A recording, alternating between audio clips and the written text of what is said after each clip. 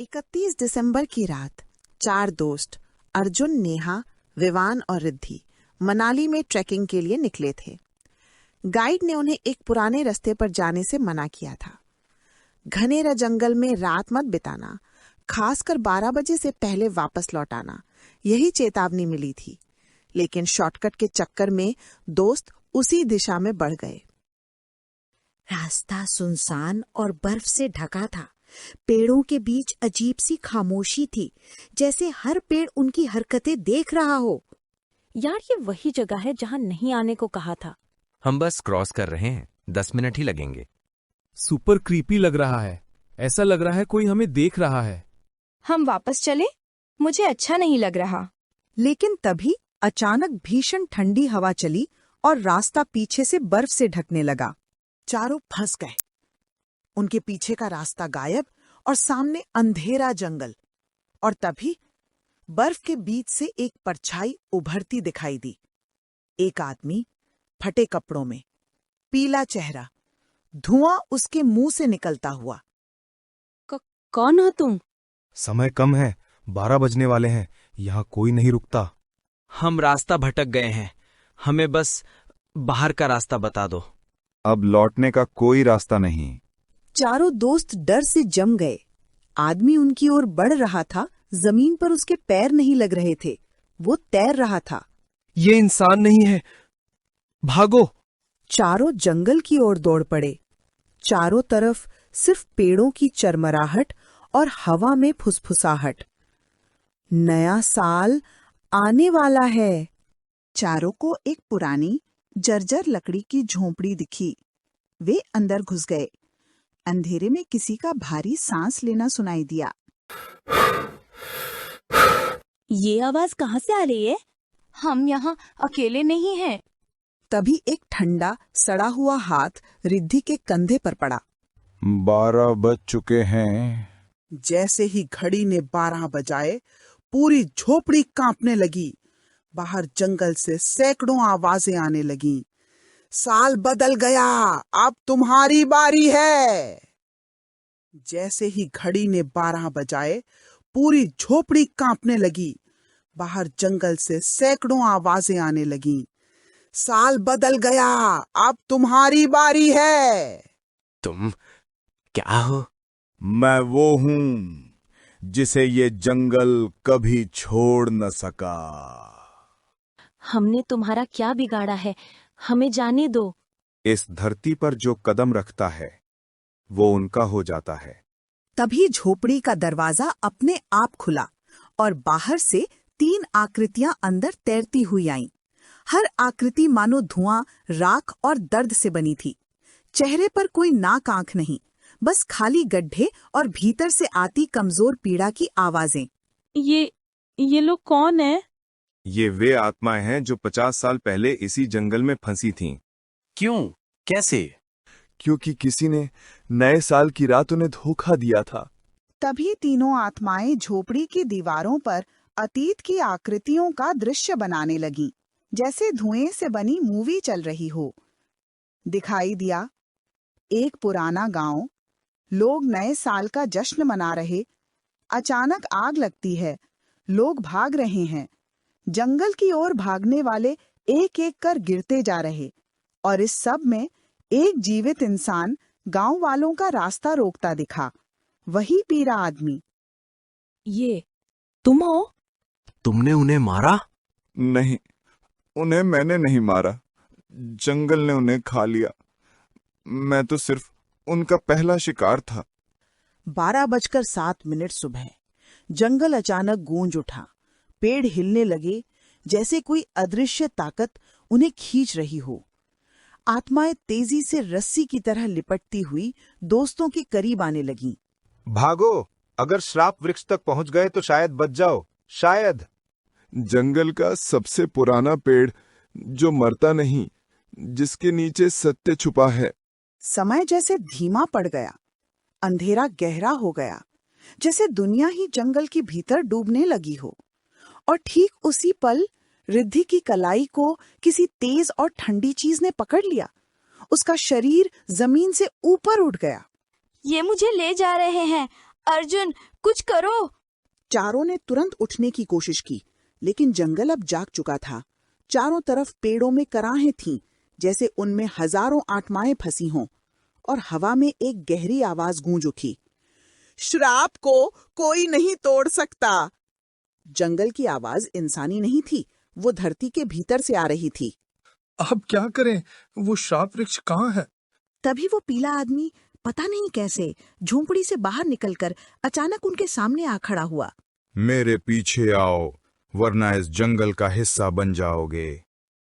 वे उसके पीछे दौड़ने लगे। पेड़ उनके रास्ते में झूलते हिलते मानो उन्हें रोकना चाहते हों। टहनियां हाथों जैसी बनकर कपड़ों को खींच रही थीं। कुछ मिनट बाद वे एक खुली जगह पर पहुंचे, और वहां जंगल के बीचों बीच एक विशाल काला मुड़ा तोड़ा पेड़ खड़ा था। पेड़ ने खुद फुसफुसाते हुए कहा, तुम देर से आए हो।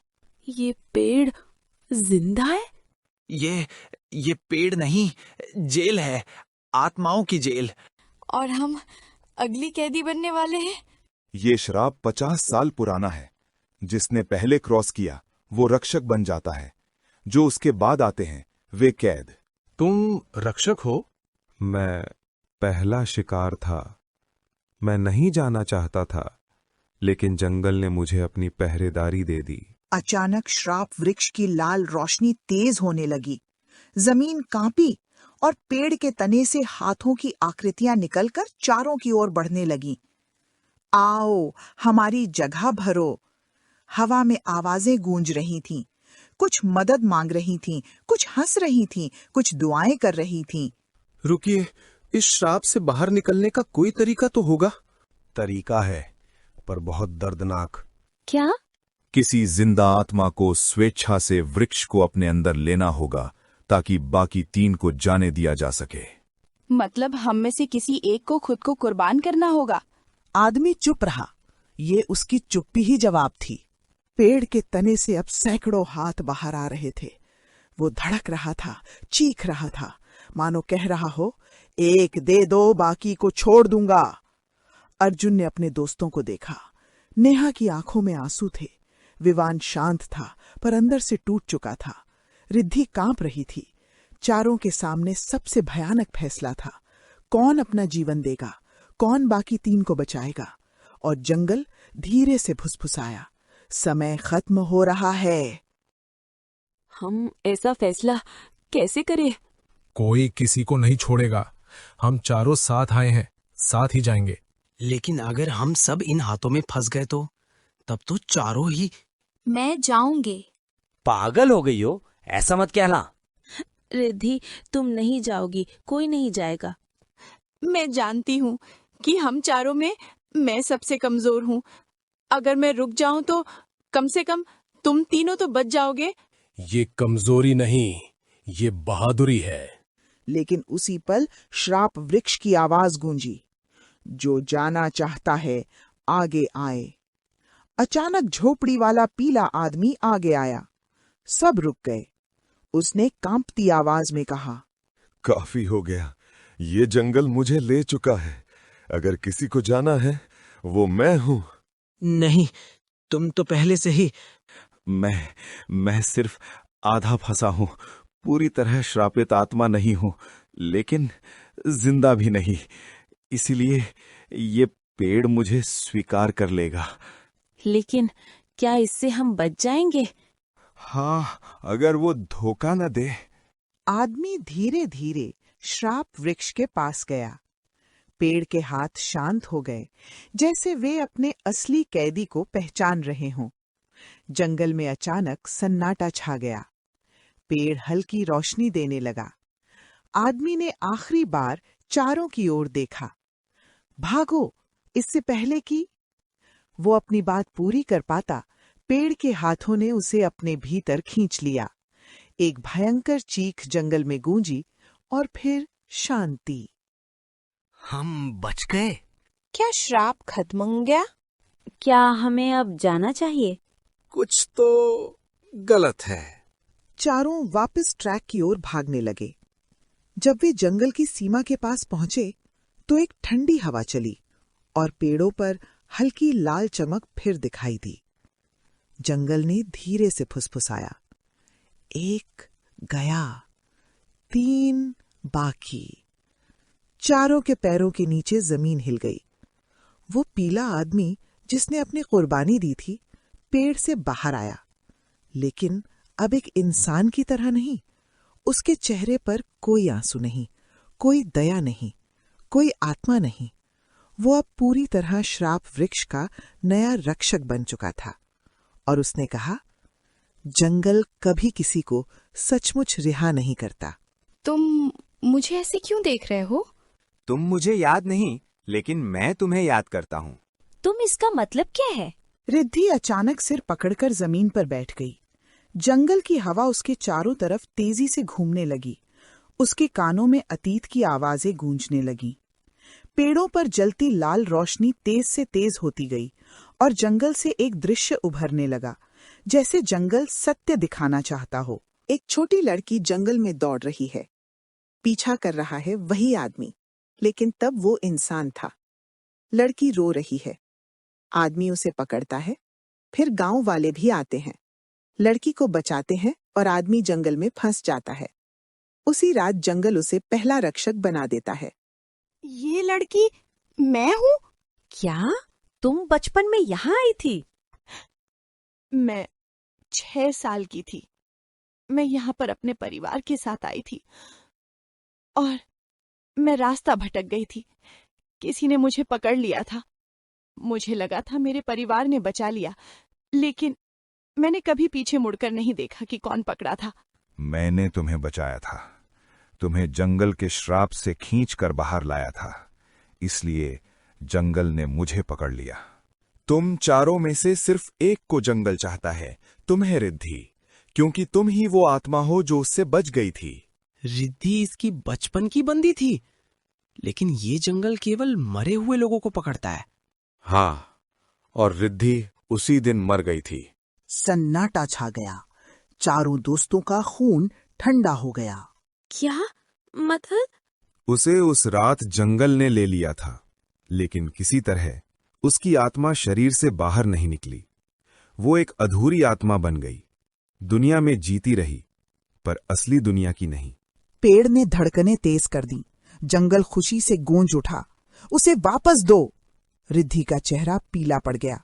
उसके पैर जमीन से थोड़े ऊपर उठने लगे, इस बार बिना किसी आत्मा के। उसकी आंखें काली होने लगी, जैसे कोई दूसरी दुनिया उसे बुला रही हो। नहीं, नहीं, मैं जिंदा हूँ, मैं इंसान हूँ, मैं हूँ। लेकिन जमीन से आवाज आई, तुम यहाँ की हो। अर्जुन, नेहा और विवान चीख पड़े, रिद्धि! रिद्धि ऊपर उठते उठते रुक गई। उसने कांपते आवाज में कहा, मेरी यादें अधूरी क्यों थी? मैं कभी बीमार क्यों नहीं पड़ती थी? मैंने कभी खून क्यों नहीं निकाला? मुझे कभी ठंड क्यों महसूस नहीं होती थी? रिद्धि रोने लगी, लेकिन उसके आंसू भी धरती को छूने से पहले गायब हो गए। अब उसे लौटा दो या चारों को ले लूंगा। फैसला अब तुम्हारा नहीं, रिद्धि का है। रिद्धि की दोनों आंखें काले गड्ढों जैसी हो गईं। उसका शरीर जंगल की ओर खिंच रहा था और उसने धीरे से पूछा, क्या मुझे वापस जाना चाहिए? रिद्धि, खुद को जाने मत देना, तू इंसान है, समझी? हमने इतना साथ बिताया, वो सब झूठ नहीं हो सकता। हम तुम्हें इस जंगल को नहीं देंगे। जंगल उसे मारना नहीं चाहता, जंगल उसे पूरा करना चाहता है। पूरा मतलब? वो तभी वापस जा सकती है अगर बाकी तीनों उसकी जगह भर दें। जगह? किस जगह? जो बच गया था उसकी जगह 3 लूंगा। 6 साल पहले रिद्धि यहाँ मरी थी, लेकिन उसका शरीर घर ले जाया गया और किसी कारण उसकी आत्मा टूटकर आधी रह गई। आधी जंगल में बंधी, आधी इंसानों के बीच भटकती, जिंदा होते हुए भी अधूरी। जंगल आज उसे वापस अपनी अधूरी मौत पूरी करने बुला रहा है, लेकिन उसका संतुलन बिगाड़ने के लिए 3 नई आत्माएं भी चाहिए थीं। मैं किसी की मौत नहीं बनना चाहती। मैंने तुम सबको कभी धोखा नहीं दिया। मैं भूल चुकी थी। मुझे सच कहना होगा। मैं वो आदमी नहीं जिसे तुम समझ रहे थे। मैं रिद्धि का साया हूं। साया? मतलब? रिद्धि के बचपन में जब वो जंगल में खोई, उसका डर उससे अलग होकर जंगल में फंस गया, एक जीवित रूप में, जैसे कोई दूसरा अवतार। जंगल ने उसी डर को रक्षक बना दिया। वही उसका पीछा करता था, वही उसे बचाता था, वही उसे देखता था, क्योंकि वो उसका ही हिस्सा था। मैं वो हूं जो उस रात मर गया था। मैं वो हूं जो तुम बन सकती थीं, अगर तुम्हें कोई नहीं बचाता। जो मेरा है उसे लौटा दो। नहीं, इन्हें मत छूना। अगर तुम वापस जाती हो तो मैं मुक्त हो जाऊंगा। तुम पूरी हो जाओगी, जंगल तीनों को छोड़ देगा। पागल मत बन, तू हमारी दोस्त है।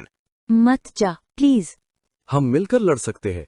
मैं जंगल की नहीं हूँ, मैं किसी के श्राप की नहीं हूँ। मैं जीना चाहती हूँ, लेकिन किसी और की जान लेकर नहीं। अगर तुम मेरे ही हो तो तुम भी आजादी डिजर्व करते हो। रिद्धि मत करो, ये मौत है। लेकिन रिद्धि ने कदम बढ़ाया, सीधे फटी हुई जमीन की लपटों में। तीनों दोस्त चीख पड़े, रिद्धि! जंगल चीखने लगा। भूकंप जैसा झटका, फिर अचानक शांति। लाल रोशनी बुझ गई, हवा रुक गई, जंगल काला हो गया, रक्षक गायब। तीन दोस्त जमीन पर गिर पड़े, सन्न, टूटे हुए, खोए हुए।